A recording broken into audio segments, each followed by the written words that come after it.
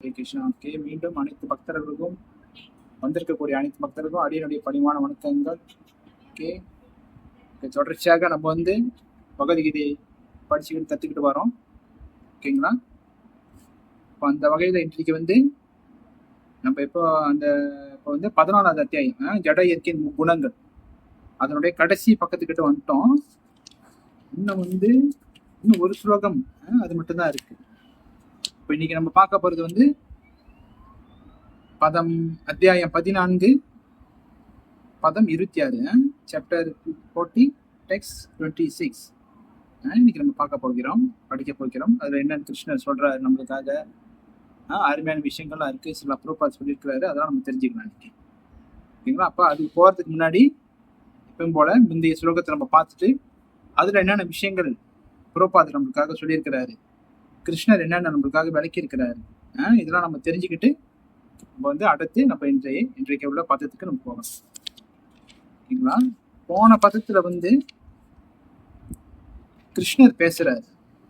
ரைட்டா? கிருஷ்ணர் சொல்றாரு, என்ன சொல்றாரு? கிருஷ்ணர் என்ன சொல்றாருனாக்கா, அதுக்கு முன்னாடி அர்ஜுனன் கேள்வி கேட்கிறாரு பாருங்க. நம்ம ஏற்கனவே அந்த போன பிரபுலாம் அவங்க சொல்லியிருப்பாங்க. பதம் 21 அர்ஜுனன் கேள்வி கேட்கிறாரு. என்னது? 3 கேள்வி கேட்கிறாரு. அதை படிச்சிருப்பீங்க நீங்க. அர்ஜுனா வாட்சா அவர் என்ன கேட்கிறாருனாக்கா, அர்ஜுனன் வினவினான், எம்பெருமானே, இந்த 3 குணங்களை கடந்தவனை அறிவதற்கான அறிகுறிகள் யாவை? அவனது நடத்தைகள் யாவை? இயற்கை குணங்களிலிருந்து அவன் உயர்வு பெறுவது எவ்வாறு? இந்த மாதிரியான 3 கேள்வி கேட்கிறாரு. அதாவது குணத்திலிருந்து எப்படி வெளியாகிறது, அவங்களுடைய நடத்தை எப்படி இருக்கும், அவங்களுடைய செயல்பாடு எப்படி இருக்கும், அவங்களோட குணங்கள் எப்படி இருக்கும்னு கேட்கிறாரு. எதுல? பதம் 21 டெக்ஸ்ட் 21 கேட்கிறாரு. அப்ப கிருஷ்ணர் 22, 23, 24, 25 அதுல கிருஷ்ணர் பதில் சொல்றாரு. என்ன சொல்றாருனாக்கா நம்ம பார்க்கலாம். அதனுடைய டிரான்ஸ்லேஷன் என்னென்ன கிருஷ்ணர் சொல்லியிருக்கிறாருன்னு நம்ம பார்க்கலாம் போன இதுல. அதாவது, புருஷோத்தமரான முழுமுதற் கடவுள் கூறினார், பாண்டுவின் மைந்தனை பிரகாசம், பற்றுதல், மயக்கம் ஆகியவை தோன்றி இருக்கும் போது அவற்றை வெறுக்காதவனும், அவை மறைந்திருக்கும் போது அவற்றிற்காக ஏக்கமடையாதவனும். அவர் சொல்றாரு அழகா. பாண்டுவின் மகனேனா யார சொல்றாரு? நம்ம அர்ஜுனனை சொல்றாரு கிருஷ்ணர். பாண்டுவின் மகனே அவர் என்ன சொல்றாரு கிருஷ்ணரு? பிரகாசம், பற்றுதல், இந்த மாதிரி பற்றுதல், ஈர்ப்பு, மயக்கம் இதெல்லாம் இருக்கும் போதும் பற்றோட இருக்கவனும், இல்லாதப்போ வெறுக்காதவனும் அவன் எப்பயுமே ஏக்கம் அடைய மாட்டாங்க, எப்பயுமே எதுக்கும் ஏங்க மாட்டாங்க. அப்புறம் இயற்கை குணங்களின் விளைவுகளுக்கு மத்தியில் ஸ்திரமாக சஞ்சலமின்றி நடுநிலையில் அப்பாற்பட்டு இருப்பவனும். அதாவது இயற்கை குணங்கள்னா நம்ம சொன்ன மாதிரி முக்குணங்கள். இந்த முக்குணங்கள்ல எப்பயுமே நடுநிலையில் இருப்பாங்க. அதாவது சுத்த சத்துவகுணம், அப்ப சொன்னோம்னா ஏற்கனவே படிச்சோம்ல, சுத்துவ சத்துவகுணம் தான் இந்த குணத்துக்கு அப்பாற்பட்டது. டாப்மாஸ் சத்துவகுணம், ரஜகுணம், தமகுணம் இருக்குல்ல, இதுக்கெல்லாம் அப்பாற்பட்டுதான் சுத்த சத்துவகுணம். அதுல இருப்பாங்க யாரு? நடுநிலையில் உள்ளவர். அது நடுநிலையில் உள்ளவர் யாரு? அவர் தான் தூய்மையான பக்தர், அப்படி சொல்றாரு. அப்புறம் குணங்களே செயல்படுகின்றன என்பதை அறிபவனும், தன்னின் நிலை பற்றி இன்பத்தையும் துன்பத்தையும் சமமாக கருதுபவனும். அவர் என்ன எப்படி இருப்பாரா? குணங்களே செயல்படுகின்றன, இந்த முக்குணங்கள் தான் செயல்படுது, நான் எதுவுமே செய்யல, அப்படியும் அவர் எப்பயுமே நடுநிலையில இருப்பாராம். அதாவது இன்பம் வந்தாலும் சரி, துன்பம் வந்தாலும் சரி, அவர் எல்லாமே சமமாக பார்ப்பாரு. யாரு? டிவோட்டி, பக்தர். அதுக்கப்புறம் என்ன சொல்றாரு? மண்ணையும் கல்லையும் பொன்னையும் சமமாக காண்பவன். மண்ணு சரி, மண்ணுனா நிலம், ஒரு லேண்டு. அதாவது இப்ப லேண்டெல்லாம் வாங்குறாங்க, லேண்டு, மண்ணா இருந்தாலும் சரி, ஒரு கல்லா இருந்தாலும் சரி, ஒரு பொண்ணு, அதாவது பொக்கிஷமான இந்த தங்கங்கள் இதெல்லாம் இருந்தாலும் சரி, அவங்க எல்லாமே சமமாக பார்ப்பாங்க. இது எல்லாமே பௌதிக பொருட்கள் தான், அவங்க எதுவுமே பற்றுதல் வைக்க மாட்டாங்கன்னு சொல்றாரு. யாரு? டிவோட்டி, பக்தர். அப்புறம் என்ன சொல்றாரு? பிரியமானவற்றிலும் பிரியமற்றவற்றிலும் சமநிலை உடையவன். அவங்க யாருக்கு அவங்க பிடிச்சதால இருந்தாலும் சரி, பிடிக்காம எந்த ஒரு விஷயம் இருந்தாலும் சரி, அது எல்லாத்துலயும் சமநிலையாக இருப்பாங்க. யாரு? டிவோட்டீஸ். அப்ப திடமானவனும் புகழ்ச்சி, இகழ்ச்சி, மான, அவமானம் ஆகியவற்றில் சமமாக நிலை பெற்றவன். அவர் வந்து இன்னொரு குவாலிட்டி என்னதுனாக்கா புகழ்ச்சி, மித்தவங்க வந்து புகழ்றாங்க, மித்தவங்க வந்து ஏசுறாங்க, இகழ்ச்சி, மானம் அவமானம் இதெல்லாம் வந்து சாமானிய நிலையில இருக்கான்னுவாங்க. யாரு? இந்த டிவோட்டிஸ். அப்புறம் நண்பனையும் எதிரியையும் சமமாக நடத்துபவன், எல்லா பலநோக்கு செயல்களையும் துறந்து பணுமான மனிதன் இயற்கை குணங்களை கடந்தவனாக கூறப்படுகிறாங்க. நண்பனையும் எதிரியும், நண்பனாக இருந்தாலும் சரி, எதிரியா இருந்தாலும் சரி, அவர் வந்து எல்லாத்தையும் வந்து சமநிலையில சமநிலையில் பார்ப்பார். ஏன்னாக்கா அவங்க எல்லாருமே வந்து கிருஷ்ணருடைய அம்சங்கள் தான், கிருஷ்ணருடைய பக்தர்கள் தான் அப்படி சொல்லிட்டு அவர் வந்து சமநிலையில் காமிப்பாங்க. யாரு? அந்த டிவோட்டிஸ். அதான் வந்து கிருஷ்ணர் வந்து ஒரு டிவோட்டிஸோட குவாலிட்டிஸை சொல்றாரு. ஏன்னா அர்ஜுன் கேட்ட அந்த கேள்விக்கு 3 கேள்விக்கு வந்து கிருஷ்ணர் வந்து 22, 23, 24, 25 இதுல வந்து பதில் சொல்லிட்டாரு. தொடர்ச்சியா வந்து 26ல வந்து என்ன விளக்குறாருனாக்கா நம்ம இன்னைக்கு பார்க்கலாம். ஓகேங்களா? அப்ப இன்றைக்குள்ள பாதம் மாம் சயோ அவ்யபிசாரேன பக்தி யோகேன சேவதே ஷகுணான் சமதித்யைதான் பிரம்ம பூயாய கல்பதே. ஓகே, ஸ்லோகம் யாராச்சும் படிக்கிறீங்களா? எனிஒன் ட்ரை பண்ணலாம், யார் வேணாலும் ட்ரை பண்ணலாம். ஸ்லோகம்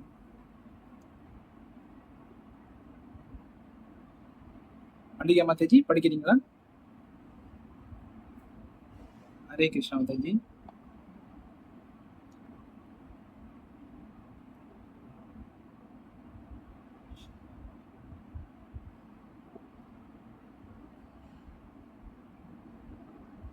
okay Mataji, thank you Mataji. Okay, translation. எந்த சூழ்நிலையிலும் தவறாமல் எனது பூரண பக்தி தொண்டில் ஈடுபடுபவன் ஜட இயற்கையின் குணங்களை உடனடியாக கடந்து பிரம்ம நிலைக்கு வந்து அடைகிறான். ஓகே, இங்கிலீஷ்ல யாராச்சும் வச்சிருக்கேன்னா ஸ்னேகா மாதாஜி படிச்சிருக்கீங்க மாதாஜி?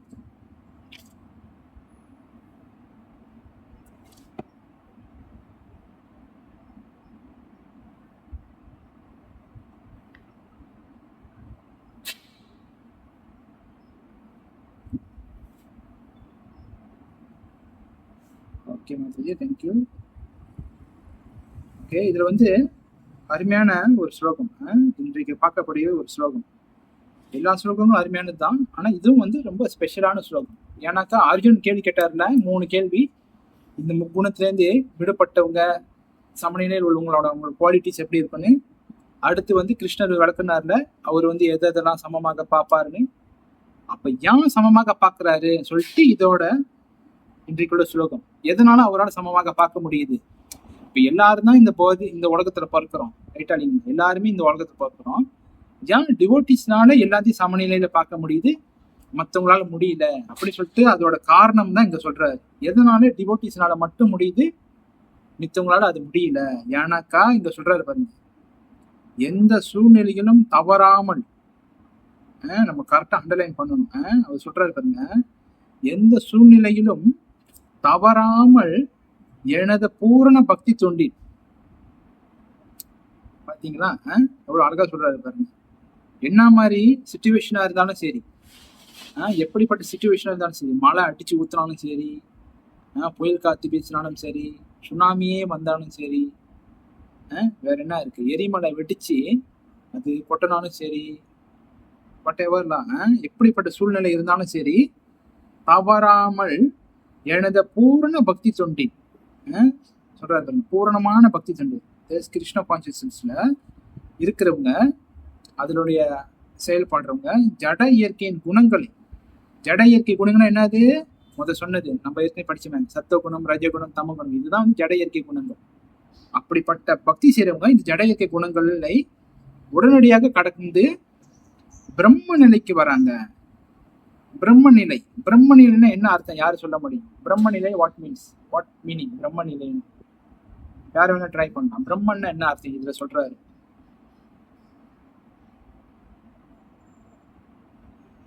ட்ரை பண்றீங்களா யாராச்சும்?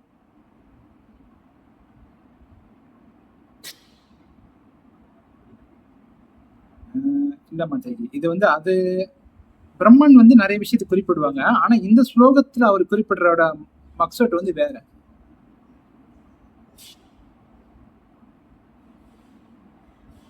எஸ் எஸ் கரெக்ட் மாதாஜி. இங்க சொல்ற பிரம்மன் வந்து பியோர் டிவோட்டி, அதாவது ஆன்மீக தலம்.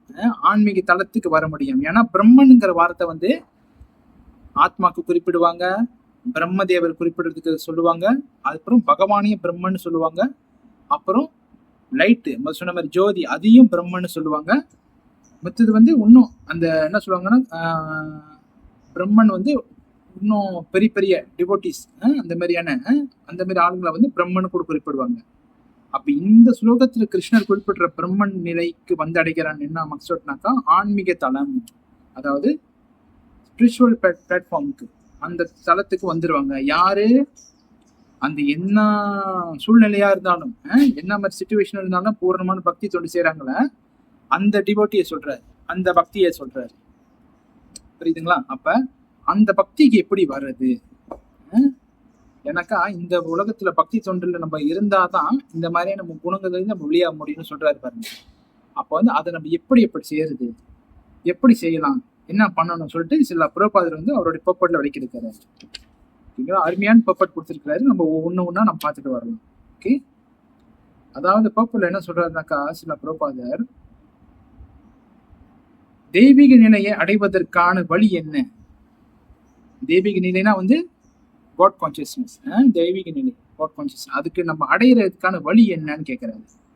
என்னும் அர்ஜுனனின் 3வது கேள்விக்கு என்னாக பப்பட்டு சொல்றாரு பாருங்க. அர்ஜுனனின் 3வது கேள்வி எங்க 21 கேட்டார்ல, அந்த கேள்வியோட விடைய வந்து கிருஷ்ணர் வந்து இங்க சொல்லி சில புரோபாதர் வந்து அதனுடைய பப்பட்ல வளர்க்கிறாரு. அர்ஜுனனின் 3வது கேள்விக்கு இந்த பதம் பதிலாகும். இந்த பதம் தான் வந்து அந்த அர்ஜுனன் கேட்ட கேள்விக்கு சரியான பதில்னு சொல்றாரு சில புரோபாதர். என்ன சொல்றாருன்னு நம்ம பார்க்கலாம். முன்னரே விளக்கியபடி ஜட உலகம் இயற்கை குணங்களின் மயக்கத்தின் கீழ் செயல்படுகின்றது. ஏற்கனவே நம்ம படிச்சிருக்கோம்ல, அதுதான் சில புரோபாதர் சொல்றாரு. ஏற்கனவே விளக்கியபடி இந்த மெட்டீரியல் வேர்ல்டு வந்து ஜட இயற்கையோட குணத்தாலதான் படைக்கப்பட்டிருக்கு. மெட்டாலிங்களா நம்ம ப்ரீவியஸ் கிளாஸ்ல நம்ம விளக்கியிருப்போம் பாருங்க. ஒரு குழந்தை வந்து ஒரு பேபி தன் தாயோட கருவிலிருந்து உருவாகி அது இந்த பூமியில காலடி வச்ச உடனே, அதாவது அந்த தாயோட கருவிலேருந்து வெளியாகும் போதே ஜட இயற்கை வந்து அந்த சிசுவை, அந்த பேபியை கவர் பண்ணிடுது. ரைட்டாடிங்களா? ஒரு தாயினுடைய கருவுல பேபி இருக்கு, அது யாரா இருந்தாலும் சரி, மனுஷனா இருந்தாலும் சரி, மிருகமாக இருந்தாலும் சரி, பூச்சிகள் பறவைகள் எதுவா இருந்தாலும் சரி, அதோடைய கருமுட்டைகள்லேருந்து வரும்போது அந்த தாயினுடைய கருவிலேருந்து வெளியே வரும்போது குணங்கள் கேட்ச் பண்ணிடும். நம்ம வந்து எங்கேயுமே ஓட முடியாது. நம்ம வந்து பகவானுடைய கருணையினால நம்ம தாயோட வயிற்றுல இருக்கும் போது நம்ம வந்து பிரார்த்தனை செய்வோமா, எப்படி பகவானே நான் என்னுடைய தாயினுடைய கர்ப்பத்திலேருந்து வெளியே வந்தோடனே உங்களை தான் நான் தரிசனம் பண்ணுவேன், உங்களை தான் நான் வந்து ப்ரே பண்ணுவேன் அப்படி சொல்லிட்டு கொண்டாரு இருங்க. 1 minute இருங்க.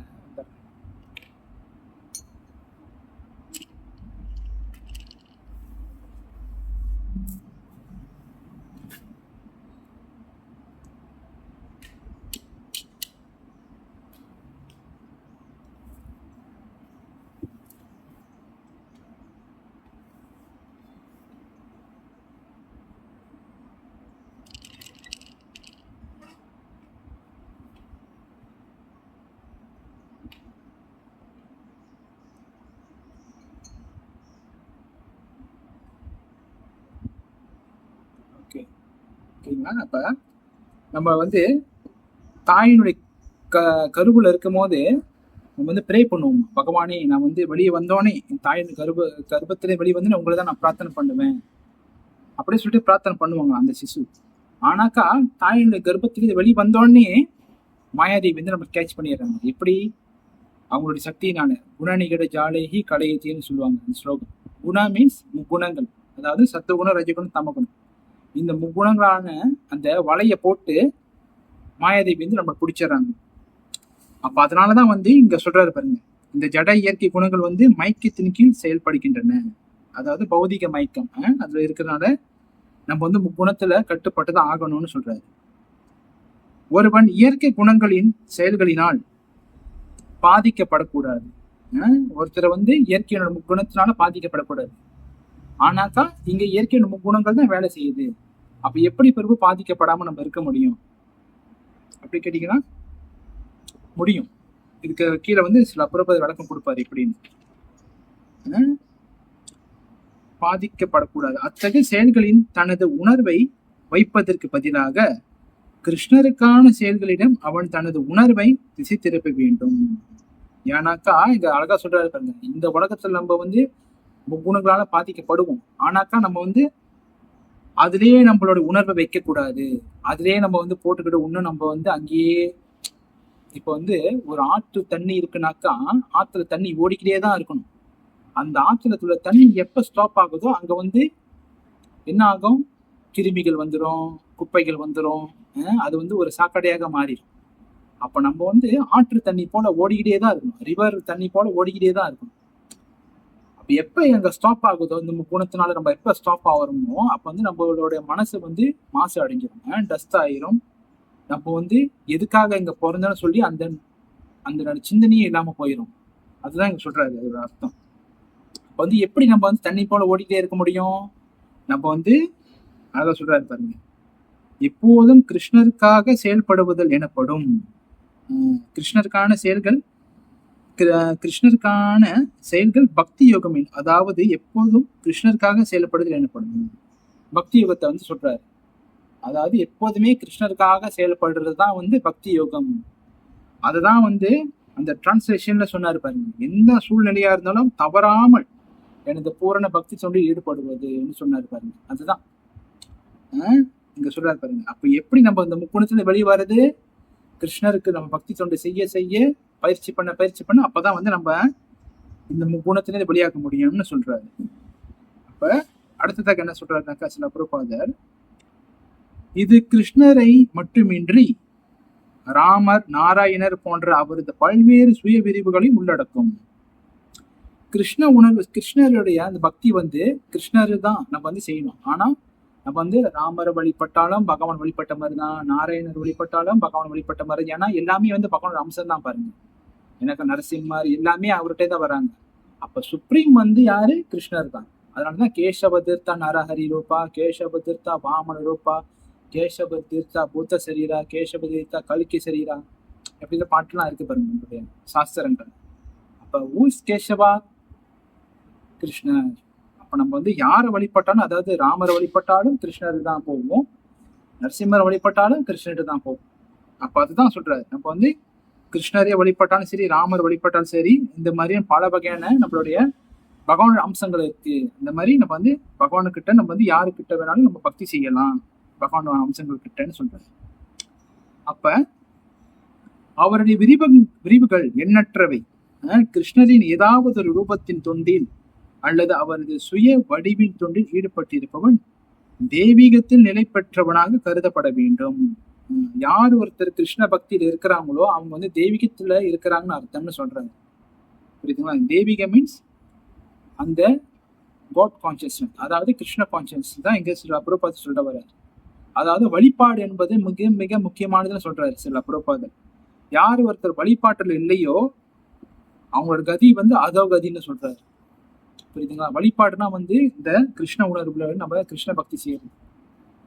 அதாவது ஆரம்ப காலத்துல வந்து நம்ம வந்து சிறு தெய்வ வழிபாடுகள் இருந்திருக்கலாம், கோயில் வழிபாடுகள், அம்பாள் வழிபாடு, இந்த மாதிரி சிறு தெய்வ வழிபாடு இதெல்லாம் வந்து இருக்கு. ஆனா படிப்படியா வந்து அந்த வழிபாடு வந்து நம்மள வந்து கரெக்டா வந்து கிருஷ்ணர் வழிபாட்டுக்கு கொண்டு வருது பாருங்க. ஆனா அதுதான் வந்து நம்ம இலக்கு எது? கிருஷ்ண உணர்வு தான். அப்ப மெயின் இது வந்து அதுதான். புரியுதுங்களா? ஆனா வழிபாடு இல்லாதவங்களாம் கூட இருக்கிறாங்க. அப்ப இதெல்லாம் வந்து வேற கேட்டகரி. கடவுள் இல்லை, ஒளியும் இல்லை, ஒளியும் இல்லைன்னு சொல்றவங்களாம் இருக்கிறாங்க. இயற்கை தான் எல்லாமே. அப்ப நம்ம கேள்வி கேட்கலாம், அப்ப அந்த இயற்கை எங்கேருந்து வருது? இயற்கை தனியா வந்துச்சா? இல்லையே. இப்ப ஒரு பொருள் இருக்குன்னா அந்த படைச்சவர் இருப்பாரு தானே, எட்டாளிங்க. இவங்களோட கான்செப்ட் எப்படின்னாக்கா எதுவுமே இல்லை, எல்லாம் அதுவாகவே உருவானுச்சு அப்படிங்கிறதா வந்து நாத்திகத்தன்மை. அப்ப வந்து அது வந்து தவறான கருத்து. அப்ப வந்து இங்க என்ன சொல்றாரு? வழிபாட்டுல நம்ம இருக்கணும். அப்ப இங்க என்ன வழிபாடு சொல்றாரு? கிருஷ்ண உணர்வுன்ற இந்த வழிபாடு, கிருஷ்ண பக்தி தான் வந்து இங்க மெயினா சில பிரபுபாதர் சொல்றாரு. ஓகேங்களா? அப்ப அவரது சுய விரிவின் தெய்வீகத்து நிலை பெற்றவனாக கருதப்பட வேண்டும். கிருஷ்ணருடைய எல்லா ரூபங்களும் திவ்யமானவை, ஆனந்தமயமானவை, அறிவு நிரம்பியவை மற்றும் நித்தியமானவை என்பதை கவனிக்க வேண்டும். கிருஷ்ணனுடைய எல்லா அம்சங்களும் சச்சிதானந்த விக்கிரகா, அதாவது ஆனந்த திவ்யமானது. திவ்ய மீன்ஸ் ரொம்ப ரொம்ப பவர்ஃபுல்லானது, ஆனந்தமயமானது. ஆனந்தமயமான ரொம்ப ரொம்ப என்ஜாய் ஆனது, பகவானுடைய ஆனந்தம், சந்தோஷத்தை தருபவர் கிருஷ்ணர். அப்புறம் அறிவு நிரம்பியவர், அறிவு ஃபுல் ஆஃப் நாலேஜ். கிருஷ்ணனுடைய எல்லா அம்சங்களும் ஃபுல் ஆஃப் நாலேஜ் இருக்கு. அப்புறம் நித்தியமானவர், எப்பயுமே சுப்ரீம், எப்பயுமே நித்தியமானவங்க யாரு? கிருஷ்ணரும் கிருஷ்ணர் அம்சங்களும், அவருடைய அம்சங்கள், பகவானுடைய அம்சங்கள். இப்ப இதெல்லாமே வந்து கிருஷ்ணரோட அம்சங்கள் தான். அப்ப அதுதான் வந்து சொல்றாரு, பகவான் வந்து எப்பவுமே சச்சிதானந்த விக்கிரகா அந்த நிலையில தான் இருக்கிறாங்க. அவர்கள் அனைவரும் சர்வ சக்திகளோடு எல்லாவற்றையும் அறிந்தவர்கள், எல்லா திவ்யமான குணங்களையும் தாங்கியவர்களாக உள்ளனர். எனவே கிருஷ்ணரது தொண்டில் அல்லது அவரது சுய விரிவுகளின் தொண்டில் தவறாது உறுதியுடன் ஒருவன் தன்னை ஈடுபடுத்தினால் ஜட இயற்கையின் குணங்களை வெற்றி கொள்வது மிகவும் கடினமானது என்ற போதிலும் அவன் எளிதாக இவற்றை கடக்க முடியும். அவ்வளவு அழகா சொல்றாரு சில புறப்பாது. நம்ம வந்து பகவானுடைய பக்தியில் இருந்தோம்னாக்கா, பகவானுடைய கைங்கரியத்தில் இருந்தோம்னாக்கா, பகவானுடைய சேவையில் இருந்தோம்னாக்கா, என்ன மாதிரியான ஒரு கஷ்டம் வந்தாலும் சரி, என்ன மாதிரியான நம்மளுக்கு இது வந்தாலும் சரி, துன்பங்கள் வந்தாலும் சரி, இந்த ஜட இயற்கையை நம்ம வந்து எளிதாக ஈஸியா கடக்க முடியும். எப்படின்னாக்கா, அருமையான ஒரு உதாரணம் எல்லாரும் நம்ம கேள்விப்பட்டதுதான். பல துன்பங்கள் வந்தாலும் எப்படி பிறகும் நம்ம வந்து கடக்கிறது. இப்ப நம்ம ஈஸியா சொல்லிட்டு போயிடலாம், ஜட இயற்கையின் குணங்களை வெற்றி கொள்வது மிகவும் கடினமாக என்ற போதிலும் அவன் எளிதாக இவற்றை கடக்க முடியும். எப்படின்னாக்கா, பல துன்பங்கள் வந்துச்சு. யாருக்கு? பிரகலாத் மகாராஜருக்கு. அந்த படம் வெளியானுச்சு, எல்லாரும் பார்த்திருப்பீங்க நம்புறேன். மகாவதார் நரசிம்மா படம் வெளியானுச்சு, அருமையான படம். கண்டிப்பா எல்லாரும் பார்த்திருப்பீங்க நம்புறேன். நான் வந்து கொஞ்சம் கொஞ்சம் தான் பார்த்தேன், ஆனா ஆரம்பத்துல இருந்து பார்க்கல. அந்த படம் முடிஞ்சா எல்லாரும் இன்னொரு வாட்டி பாருங்க. நெட்ஃபிளிக்ஸ்லாம் வந்துருச்சு, இப்ப இந்த படம் வந்துருச்சு. அருமையான அந்த கதை அமைப்பு, சாஸ்திரத்தில் உள்ளபடி அருமையாக அந்த பிரபு இயக்கி இருக்கிறாங்க. அதுல பாருங்க, நம்ம எப்பயுமே நம்ம வந்து சாஸ்திரத்துல படிச்ச விஷயங்கள் தான், அது விஷுவலா பார்க்கும் போது அதுல ஒரு ஒரு எமோஷன் கலந்துருக்கு பாருங்க. புரியுதா இல்லைங்களா? நீங்க படம் பாருங்களேன், கூஸ் பம்ப்ஸ் சொல்லுவாங்க, அந்த மாதிரியான ஒரு காட்சி அமைப்பு. அதுல பாருங்க, பிரகலாத மகாராஜாவுக்கு வந்து பல வகையான துன்பங்கள் வருது. துன்பங்கள்லாம் இதெல்லாம் என்ன அர்த்தம்? குணங்களான துன்பங்கள் இதெல்லாம். அப்படின்னா மாதிரியான துன்பங்கள் தராரு தன் தந்தை இரண்யகசிபு. ஆனாலும் இதெல்லாத்தையும் வந்து பகவான் வந்து காப்பாற்றுறாரு பாருங்க. எதனால? அவரு தூய்மையான அந்த பக்தி தொண்டில் இருந்தனால. பிரகலாத மகாராஜா இல்லைங்க. பிரகலாத மகாராஜருடைய சரித்திரம் வந்து எப்ப பேசப்பட்டது? சத்தியகுத்துல பேசப்பட்டது, அப்ப நடந்தது. இப்பயும் அவருடைய சரித்திரத்தை பத்தி நம்ம பேசுறோம்னாக்கா என்ன அர்த்தம்? அதுதான் டிவோட்டியோட அந்த பவர், புகழ். இல்லைங்க. பிரகலாதர் மகாராஜா சரித்திரம் வந்து சத்தியகுத்துல நடந்தது. அப்ப என்ன வரைக்கும் நம்ம பேசிக்கிட்டு இருக்கோம்னாக்கா அந்த மாதிரியான தூய்மையான பக்தர் பாருங்க. அந்த படத்தை ஒரு வாட்டி எல்லாரும் பார்க்கணும், நான் வேண்டிக்கிறேன். ஏன்னாக்கா கலியுகத்துல பேய் படங்கள் வருது, பிசாசு படங்கள் வருது, இதுக்கெல்லாம் வந்து ஹிட் கொடுக்குறானுங்க. ரைட் அடிங்களா? பேய் படத்தை எடுத்து அது ஹிட் அடிக்குது. அந்த வகையில வந்து இந்த மாதிரி பகவானோட படத்தை எடுக்கிறது வந்து ரொம்ப ரொம்ப சால சிறந்தது. அதனால வந்து நம்ம வந்து இது விஷயங்கள் தெரிஞ்சுக்கணும். ரைட்டாடிங்களா? சில புரோபாதர் அதான் நம்மளுக்கு வெளுக்கிறாரு. என்ன மாதிரியான கஷ்டங்கள் வந்தாலும் ஒரு பக்தனை வந்து பகவானுக்கு பக்தி செய்யும் போது விடாம, பிரகலாத மகாராஜ் பாருங்க, அவர் என்னமா மேலேயும் தள்ளி விடுவாங்க. அவர் வந்து ஓ நமோ பகவதே வாசுதேவாய அவர் சாண்டிங் பண்ணிக்கிட்டே தான் இருப்பாரு. நீங்க பாருங்க, அதுதான் சாண்டிங் மகாமந்திரம். வாசுதேவாயன்னு கிருஷ்ணர் அவர் சொல்லிக்கிட்டே தான் இருப்பாரு. ஆனா பகவான் வந்து என்ன சூழ்நிலையிலேருந்து அவர் காப்பாத்திட்டாரு பாருங்க. அதுதான் முக்கியமான ஒரு விஷயம் சொல்றாரு. அடுத்ததாக என்ன விளக்குறாருனாக்கா, தொடர்ந்து 7ஆம் அத்தியாயத்தில் ஏற்கனவே விளக்கப்பட்டது. கிருஷ்ணரிடம் சரணடைபவன் உடனடியாக ஜட இயற்கை குணங்களுடைய தாக்கத்திலிருந்து வெற்றி பெறுகிறான். அது சொன்னதுதான் நான் சொன்ன பாருங்க. கிருஷ்ணருக்கு யாரு சரணடைகிறாங்களோ உடனடியாக ஜட இயற்கை குணங்களுடைய தாக்கத்திலிருந்து வெற்றி பெறுகிறான். தாக்கம் மீன்ஸ் முதல்ல நான் சொன்ன பாருங்க, பிரகலாத மகாராஜருடைய அவர் வந்து புள்ளி கிருஷ்ணர்கிட்ட சரணடைஞ்சதுனால, பகவான் நரசிம்மர்கிட்ட சரணடைஞ்சதுனால அவர் வந்து ஜட இயற்கையோட குணத்தை வந்து ஈஸியா கடந்துட்டாரு. பாத்தீங்களா? அதுதான் அதுதான் வந்து தூய பக்தியோட அறிகுறி. நம்ம வந்து எப்பயுமே வந்து கிருஷ்ணருக்கு வந்து நம்ம சேவை செஞ்சுக்கிட்டே இருக்கணும், பக்தி செஞ்சுக்கிட்டே இருக்கணும். நம்ம வந்து எதையுமே எதிர்பார்க்க கூடாது. இது செய்யறனே கடவுளே எனக்கு கிடைக்குமா, இல்ல எனக்கு கொடுப்பியா? பகவானுக்கு தெரியும் யாருக்கு எதை எப்படி வழங்கணும். ரைட்டாடிங்களா? பிரகலாத் மகாராஜா அதுல பாருங்க, அவரு எதுவும் பகவானுக்காக எதுவும் எனக்கு கிருஷ்ணா நான் வந்து இந்த மாதிரி அவ்வளவு பாரு, நீ என்னை காப்பாத்திருவியா அப்படி கூட அவர் கேட்கல. அவர் இந்த படத்துல பாருங்க என்ன சொல்லுவாருனாக்கா, என்னை தள்ளி விடுங்க பரவாயில்ல, எங்க அப்பா பேச்ச நீங்க கேட்டுதான் ஆகணும். ஏன்னாக்கா எங்க அப்பா வந்து ஒரு ராஜா, அரசர், இரண்யகசிபு ராஜா. அப்பா அவர் பேச்சு நீங்க கேட்டுதான் ஆகணும், அதனால நீங்க என்னை தள்ளி விடுங்கன்னு சொல்லுவாரு. அந்த காவலாளி வந்து கஷ்டப்பட்டுக்கிட்டு வருஷத்தோடு தள்ளி விடுவார். ஆனா பிரகலாத் மகாராஜர் ஓ நமோ பகவதி வாசுதேவாயன்னு சொல்லிட்டு கையெடுத்து கொண்டுகிட்டே கீழே விடுவாரு. பகவான் வந்து அழகா அவருடைய தாமரை கரங்களை வச்சு பிடிச்சிருவாரு பாருங்க. அதுதான் ஜட இயற்கையின் குணங்களை வந்து ஈஸியாக நம்ம கடக்க முடியும். எப்படி? கிருஷ்ணர்கிட்ட சரண் அடைஞ்சோம்னாக்கா. அதான் வந்து 18வது அத்தியாயத்தை சொல்றாரு பாருங்க, சாப்டர். சர்வதர்மான் பரித்யஜ்ய மாமேகம் சரணம் பிரஜா அகம் தவம் சர்வ பாப்பேபிய மோகிஷாமி மாசுச்சா. உன்னை எந்த கவலையில இருந்து நான் காப்பாத்துறேன், பயப்படாதன்னு சொல்றாரு பாருங்க. யாரும் வந்து இந்த கேரண்டி கொடுக்க முடியாது. ரேட்டாடிங்களா? இந்த கேரண்டி வந்து கிருஷ்ணர் தவிர வேற யாரும் இந்த கேரண்டி கொடுக்கவே முடியாது. நல்லா சிந்தனை பண்ணி பார்க்கணும். ஏன்னாக்கா அவரு அவ்வளவு ஆணித்தனமா சொல்றாரு பகவத்கீதையில, நான் உன்னை எல்லா கஷ்டத்திலையும் நான் காப்பாத்துறேன். வாட் எவர்லா என்ன மாதிரியான இருக்கட்டும், நீ எங்க இருந்தாலும் சரி, நீ எனக்கு பக்தி பண்ணீங்கன்னா என்னிடம் சரணடை. சரணடைறதுனா எப்படி? நம்ம வந்து எப்பயுமே வந்து பகவான் நினைச்சுக்கிட்டு, பகவான் கைங்கரிச்சிடாத, பகவான் சேவையில இருந்துக்கிட்டு பகவான்கிட்ட பிரேயர் பண்ணணும், பிரார்த்தனை பண்ணணும். பிரார்த்தனை தான் வந்து நம்மளால இந்த கனிகுச்சல் செய்ய முடியுது. பிரார்த்தனை, பிரேயர். பகவான்கிட்ட பிரேயர் பண்ணோம்னாக்கா பகவான் வந்து நம்மள பிரேயரை ஏற்றுக்கொள்வார். ஏன்னாக்கா அவர் வந்து பெரிய பெரிய எனக்கு நீ விருந்து வச்சுதான் நீ என்னை கூப்பிடணும்னு அவசியம் இல்லைன்னு சொல்லிட்டாரு.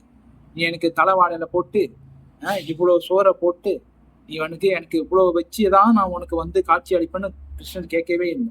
அவர் என்ன கேட்கிற பகவத்கீதையில சொல்லிட்டு பாருங்க, பத்திரம் புஷ்பம் பழம் தோயும். பத்திரம் பூவோ இலையோ ஒரு பழமோ கொஞ்சம் தண்ணியோ அது துளசியில வச்சு நீ எனக்கு பிரார்த்தனை பண்ணினாலே போதும், நான் உனக்கிட்ட வந்துடுவேன். அதுதான் கிருஷ்ண கேட்கிறாரு பாருங்க. அவரு பெருசா நம்ம கிட்ட ஒண்ணுமே கேட்கல. நீ எனக்கு பெருசா விருந்து வையே, பெரிய பெரிய அண்டாள் எனக்கு போஜனங்கள் வையே, அதெல்லாம் கேட்கல. அவர் வந்து நம்ம கிட்ட எதிர்பார்க்கிறது அந்த அன்பு, லவ், அது மட்டும்தான். கிருஷ்ணருக்கு லவ் காட்டுறதுக்கு நிறைய கோபியர்கள் இருக்கிறாங்க விருந்தாவனத்துல, உலக விருந்தாவனத்துல. ஆனா கிருஷ்ணர் நம்ம கிட்டே இருந்து எதிர்பார்க்கிறாரு பாருங்க, ஏதாச்சும் ஒண்ணு கொடுப்பியா, ஒரு இலையாச்சும் கொடுப்பியா. அந்த இலை தான் என்னது, துளசி இலை வச்சு நம்ம பகவானுக்கு அந்த பிரியத்தோட லவ்வோட அந்த சேவை செய்யறது, அதாவது ஆஃபரிங் பண்ணும் போது. அதுதான் வந்து கிருஷ்ணன் எதிர்பார்க்கிறாரு பாருங்க. அதுதான் இங்க சொல்றாரு, நான் வந்து உன்னை எல்லாமான அந்த கஷ்டத்துல இருந்து நான் காப்பாத்துறேன், பயப்படாதுன்னு கிருஷ்ணர் மட்டும்தான் அந்த கேரண்டி கொடுக்க முடியும், வேற யாருமே கொடுக்க முடியாது பாருங்க. புரியுதுங்களா? அப்ப அதுதான் வந்து கிருஷ்ணர் தான் வந்து நம்மளுக்கு உற்ற நண்பன். கிருஷ்ணர் தான் நம்மளுடைய கூட்டாளி, உண்மையான கூட்டாளி. இப்ப நம்ம கிட்ட இருக்கிற கூட்டாளி தான் வந்து இந்த உடலை சார்ந்தவங்க. இந்த உடலை நெருப்புல எரிஞ்சோடனே அந்த கூட்டாளி நம்மளுக்கு தெரியாது. ஆனா கிருஷ்ணர் தான் வந்து நம்மளுக்கு காலங்காலமா நம்ம கூடயே வராரு. நம்ம மரமா இருந்தப்போ நம்ம மரத்துக்குள்ள இருந்தாரு, நம்ம மிருகமா இருந்தப்போ நம்ம கூட இருந்தாரு, எல்லாத்திலும் எப்படி பரமாத்மாவாக இருக்கிறாரு. அப்ப கிருஷ்ணர் தான் வந்து நம்மளுக்கு உற்ற நண்பன். அப்ப வந்து நம்ம தெளிவாக புரிஞ்சுக்கணும். அதுதான் சொல்றாரு, கிருஷ்ணருடைய ஜட இயற்கை குணங்களுடைய தாக்கத்திலிருந்து வெற்றி பெறுகின்றான். கிருஷ்ண உணர்வில் இருத்தல் அல்லது பக்தி தொண்டில் இருத்தல் என்றால் கிருஷ்ணருடன் சமநிலையை அடைதல் என்று பொருள். கிருஷ்ண உணர்வுல இருக்கிறது என்ன அர்த்தம்னா இங்க மீனிங் சொல்றாரு சில புறப்பாது. அப்படின்னு என்ன மக்சோட்னாக்கா, கிருஷ்ணருடன் சமநிலை அடைதல் என்று பொருள். கிருஷ்ணர் சமநிலை அடைகிறதுனா அவரோட கலக்கிறதுன்னு கிடையாது. இதை நல்லா புரிஞ்சுக்கணும். அது வந்து சமநிலைன்னா அப்பதான் நம்ம அந்த பிளாட்ஃபார்முக்கு வரோம், அதாவது பக்தி செய்யறதுக்கான தரத்துக்கு நம்ம வரணும்னு சொல்றாரு பாருங்க. அந்த சமநிலையில வரணும்னு சொல்றாரு. அறிவுடனும் ஆனந்தத்துடனும் நித்தியமாக இருப்பதே எனது இயற்கை. தங்க துகள்கள் தங்க சுரங்கத்தின் அம்சங்கள் என்பது போல ஆத்மாக்கள் என்னுடைய அம்சங்கள் என்று பகவான் கூறுகிறார். உதாரணத்துக்கு புறப்பாதிலே உதாரணம் கொடுக்குறாரு பாருங்க. நம்ம எங்கேருந்து தேட வேணும், வெளியில இருந்து பாருங்க. அருமையான உதாரணம். ஒரு தங்க தூசி வந்து அது வந்து அந்த தங்க சுரபத்தோட ஒரு ஒரு அங்கம்னு சொல்றாங்க. அதே போலதான் இப்ப நம்மளாம் வந்து தூசி மாதிரி, நம்மளாம் வந்து பகவானுடைய அம்சம், புரியுதுங்களா? நம்மளாம் வந்து பகவானுடைய அம்சம். அதனால நம்ம வந்து பல இடங்கள்ல நம்ம பிரிஞ்சு இருக்கிறோம், புரியுதுங்களா? பகவான் ஆன்மீக லோகத்துல இருக்கிறாங்க, நம்ம வந்து இங்க பௌதிக லோகத்துல இருக்கிறோம். ஆனா நம்ம வந்து அங்கங்க பிரிஞ்சு இருக்கிறோம். பிரிஞ்சு இருந்தாலும் நம்ம எல்லாமே வந்து கிருஷ்ணனோட அம்சம் தான், இதுல மாற்று கருத்தே கிடையாதுன்னு சொல்றாரு. அருமையான பர்பஸ் சில பிரபல. எனவே ஜீவாத்மா தனது ஆன்மீக நிலையில் தங்கத்தை போன்றது. பாருங்க, நம்ம வந்து உண்மையா நம்ம வந்து ஆன்மீக நிலையில இருக்கக்கூடியவங்கன்னு சொல்றாரு. தங்கத்தை போன்றது, அதாவது கிருஷ்ணரை போன்ற தன்மையை உடையது. நம்மள வந்து கிருஷ்ணருக்கு கூட தன்மை உடையதுன்னா என்ன அர்த்தம்? நம்மள வந்து ஆன்மீகமயமானவங்கன்னு சொல்றாரு. இருப்பினும் தனித்தன்மையில் உள்ள வேறுபாடு தொடர்கிறது. இதை வந்து கரெக்டா புரிஞ்சுக்கணும். இருப்பினும் தனித்தன்மையில் உள்ள வேறுபாடு தொடர்கிறதுனா என்ன அர்த்தம்?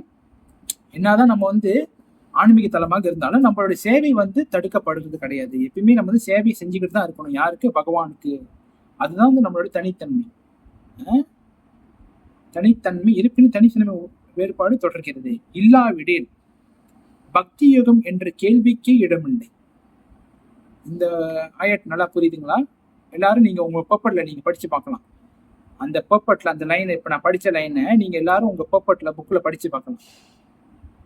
இருப்பினும் தனித்தன்மையில் உள்ள வேறுபாடு தொடர்கிறது, இல்லாவிடில் பக்தி யோகம் என்ற கேள்விக்கு இடமில்லை. அப்படின்னாக்கா நம்ம நல்லா புரிஞ்சுக்கணும். தனித்தன்மை எப்பயுமே இருக்கு. அதாவது நான் ஆத்மா, பகவான் பரமாத்மா, பரமாத்மாக்கும் ஆத்மாக்கும் என்ன தொடர்பு? நான் வந்து பரமாத்மாக்கு சேவை செய்யக்கூடியவன், அதுதான் வந்து தனித்தன்மை. அப்ப அந்த தனித்தன்மை இருந்தாதான் நம்ம வந்து பக்தி சேவை செய்ய முடியும், புரியுதுங்களா? எனக்கா நம்ம இங்க வந்து விழுந்துட்டோம், பௌதிக லோகத்துல விழுந்துட்டோம். அப்ப பௌதிக லோகத்துல விழுந்துட்டோம்னா நம்ம திரும்பி பகவான் கிட்ட எப்படி போறது? இந்த பக்தி யோகம் செஞ்சாதான், பக்தி யோகத்தை ஈடுபட்டாதான் நம்ம வந்து ஆன்மீக லோகத்துக்கு போக முடியும். அததான் வந்து இங்க சொல்றாரு பாருங்க. அந்த பக்தி யோகம் செஞ்சாதான் நம்ம வந்து திரும்பி நம்ம ஆன்மீக லோகம் சென்று அடைய முடியும். இல்லைன்னா நம்ம வந்து இந்த பௌதிக உலகத்திலே தான் இருக்கணும், புரியுதுங்களா? அதனால நம்ம வந்து இங்க மாட்டிக்குவோம்னு சொல்றாரு. பக்தி யோகம் என்பது இறைவன், பக்தன் இருவர்களுக்கும் இடையிலான அன்பு பரிமாற்றம் ஆகிய மூன்றையும் உள்ளடக்கியது. அதாவது பக்தி, பகவான், பக்தா, இந்த மூன்று விஷயங்கள். இதை வந்து எப்பயுமே நம்ம பிரிக்க முடியாது. பக்தி, பகவான், பக்தா, இந்த மூன்று விஷயம் வந்து எப்பயுமே வந்து என்ன சொல்றாரு? இவர்களுக்கான இடையிலான அன்பு பரிமாற்றம் ஆகிய மூன்றையும் உள்ளடக்கியது. இவங்க மூன்றையும் வந்து பிரிக்கவே முடியாது. எனக்கா பகவான் இருக்கிற இடத்துல பக்தி இருக்கும், பக்தி இருக்கக்கூடிய இடத்துல பகவான் பக்தர்கள் இருப்பாங்கன்னு சொல்றாரு. எனவே பரமபுருஷர் பகவான், ஜீவாத்மா ஆகிய இருவரிடமும் தனித்தன்மை உள்ளது. இல்லாவிடில் பக்தி யோகம் என்பதற்கு பொருள் ஒன்றுமில்லை. இறைவனுக்கு சமமான திவ்யமான தளத்தில் ஒரு நிலை பெறவில்லை எனில் அவன் பரமபுருஷருக்கு தொன்றாற்ற முடியாது. அழகா சொல்றாரு பாருங்க. என்ன சொல்றாரு? பக்தி யோகம் என்பதற்கு பொருள் ஒன்றுமில்லை. அதாவது இறைவனுக்கு சமமான, அதாவது கிருஷ்ணருக்கு சமமான திவ்யமான தளத்துல ஒருத்தன் வரலன்னா நம்ம வந்து பரமபுருஷருக்கு தொன்றாற்ற முடியாது. நம்ம எப்ப காட் கான்சியஸ்னஸ், கிருஷ்ண கான்சியஸ்னஸ்ல நம்ம வரலன்னா நம்ம வந்து கிருஷ்ணருக்கு சேவை செய்ய முடியாது. அதாவது அந்த தரத்தை நம்ம வளர்த்துக்கணும், பகவானுக்கு சேவை செய்யக்கூடிய அந்த தரத்தை நம்ம வளர்த்துக்கணும்னு சொல்றாங்க. இல்லைன்னா நம்ம வந்து பகவானுக்கு தொன்று செய்ய முடியாது. அருமையான விளக்கம் வந்து சில பிரபுபாதர் கொடுக்குறாரு பாருங்க. என்ன கொடுக்குறாருனாக்கா, சொந்தோ என்ன கொடுக்குறாருனாக்கா, மன்னனின் தனிப்பட்ட உதவியாளனாக வேண்டுமெனில் அதற்கேற்ற தகுதிகளை பெற்றிருக்க வேண்டும். அது போலவே பிரம்ம நிலை, அதாவது எல்லா ஜட கலங்கங்களிலிருந்து விடுபட்ட நிலை பரமனுக்கு தொன்றாற்றுவதற்கான தகுதியாகும். ஒரு மன்னர் இருக்கிறாருனாக்கா, ஒரு ராஜா இருக்கிறாருனாக்கா, அவருக்கு சேவை செய்யணும்னா அந்த குவாலிபிகேஷன் நம்ம வளர்த்துக்கணும். சும்மா நானும் போய் அரசருக்கு சேவை செய்யறேன் அப்படி சொல்லிட்டு நம்மளாம் போக முடியாது, அடிச்ச வழியே அனுப்பிடுவாங்க. அந்த அந்த பக்கம் எல்லாம் கரெக்டா இருக்கணும். அவங்க வந்து அந்த அந்த கோர்ஸ்லாம் படிச்சிருப்பாங்க. அதெல்லாம் இருந்தாதான் நம்ம வந்து ஒரு ராஜாவுக்கு உள்ள அந்த அரண்மனையில போய் நம்ம வந்து அவருக்கு சேவை செய்ய முடியும். இப்ப பௌதிக உலகத்திலேயே அந்த மாதிரி இருக்கும்பொழுது பகவான் வந்து சுப்ரீம் லார்ட், பரமபுருஷ பகவான். இப்ப நம்ம அவருக்கு சேவை செய்யணும்னா அந்த மாதிரி தரத்தை நம்ம வந்து உயர்த்திக்கணும். ஆரம்ப காலத்துல நம்ம வந்து எப்படி வேணாலும் இருந்து வந்திருக்கலாம். ஆனாக்கா காலங்கள் செல்ல செல்ல நம்ம வந்து பகவானுக்கு பக்தி செய்யறதுக்கு நம்ம தரத்தை நம்ம வந்து உயர்த்திக்கணும்னு சொல்ல வர்றாரு. இதுதான் வந்து அதோட டீப்பஸ்ட் மீனிங். அதான் அது போலவே பிரம்ம நிலை, அதாவது எல்லா ஜட கலங்களிலிருந்து விடுபட்ட நிலை. பிரம்ம நிலைன்னா நம்ம சொன்ன பாருங்க, பிரம்ம நிலைன்னா இங்க என்ன அர்த்தம்? எல்லாத்தையும் கடந்த நிலை, அதாவது ஆன்மீக தளம்னு சொல்றாரு.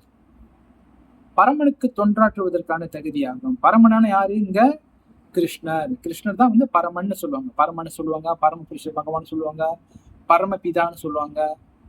ரைட்டா இல்லைங்களா? அந்த பரமன் தான் என்ன அர்த்தம்? கிருஷ்ணர்னு அர்த்தம். வேத இலக்கியத்தில் பிரம்மைவ ஷன் பிரம்மா ஏதி, பிரம்மைவ ஷன் பிரம்மா ஏதி என்று கூறப்பட்டுள்ளது.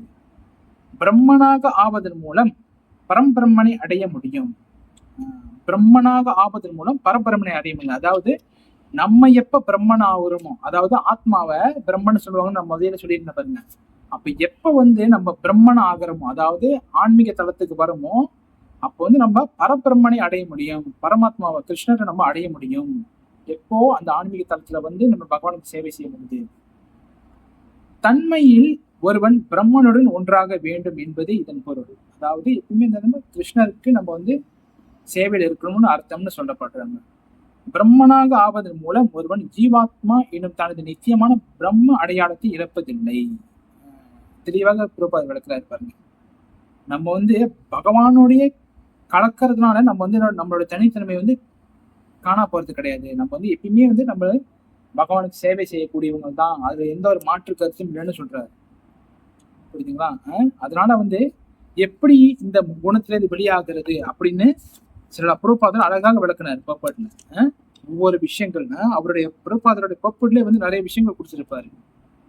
அருமையான விளக்கங்களும் கொடுத்தாரு பாருங்க. எந்த சூழ்நிலையிலும் தவறாமல் கிருஷ்ண பக்தி செய்யறது. எப்பயுமே கிருஷ்ண பக்தியில இருக்கணும்.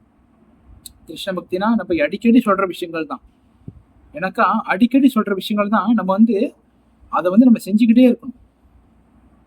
சாண்டிங் பண்றதா இருக்கட்டும், புஸ்தகம் படிக்கமாக இருக்கட்டும், பகவானுக்கு சேவைகள் செய்யறதா இருக்கட்டும், பகவானுக்கு குக்கிங் பண்றதா இருக்கட்டும், சமையல் செய்யறதா இருக்கட்டும், இந்த சேவைகள் வந்து நம்ம செஞ்சுக்கிட்டே இருக்கணும். நம்மளுடைய ஆத்மா இந்த உடலை விட்டு போற வரைக்கும். ஏன்னாக்கா இதுதான் நம்மளுடைய சேவை. கேட்டாலிங்களா? நம்ம வந்து இங்க பல வேலைகள் நம்ம செய்யலாம் இங்க வந்து. ஆனா இதெல்லாம் வந்து தற்காலிகமான விஷயங்கள் தான். இதெல்லாம் வந்து உடல்நாள சார்ந்த விஷயங்கள் தான் இப்ப நம்ம செய்யற வேலைகள்லாம். ஆனாக்கா ஆத்மாக்கு நம்ம வேலை செய்யறோமா? நாம் வந்து ஆத்மா, அந்த ஆத்மாக்காக நம்ம உழைக்கிறோமா? அந்த உழைப்பு தான் என்னது? இந்த பக்தி தொண்டு. கேட்டாலிங்களா? இதை நம்ம வந்து புரிஞ்சுக்கணும். நம்ம வந்து இந்த உடலுக்காக பல வேலைகள் செய்யறோம். சாப்பிட்றோம், இந்த உடல் பாத்துக்காக சாப்பிட்றோம், வேலைக்கு போறோம், சம்பாதிக்கிறோம், கார் வாங்குறோம், வீடு வாங்குறோம், என்னென்னமோனா நம்ம செய்யறோம். எதுக்காக? இந்த பௌதிக சரீரத்துக்காக, இந்த உடலுக்காக நம்ம வந்து என்னென்னமோனா செய்யறோம். இதெல்லாம் வந்து ஆத்மா செய்யறாரு. புரியுதுங்களா? ஆத்மா வந்து அது பாட்டுக்குன்னு தான் இருக்கும். ஆத்மாக்கு சாப்பாடே கிடைக்கல. இந்த உடலுக்கு மட்டும் சாப்பாடு கிடைக்குது. நல்லா யோசிச்சு பார்க்கணும். நீங்களாம் நம்மளாம் யோசிச்சு பார்க்கணும். இந்த உடலுக்கு தான் சாப்பாடு கிடைக்குதே தவிர ஆத்மாக்கு சாப்பாடு கிடைக்கவே இல்லை. ஆத்மா வந்து அப்படியே தான் இருக்கு.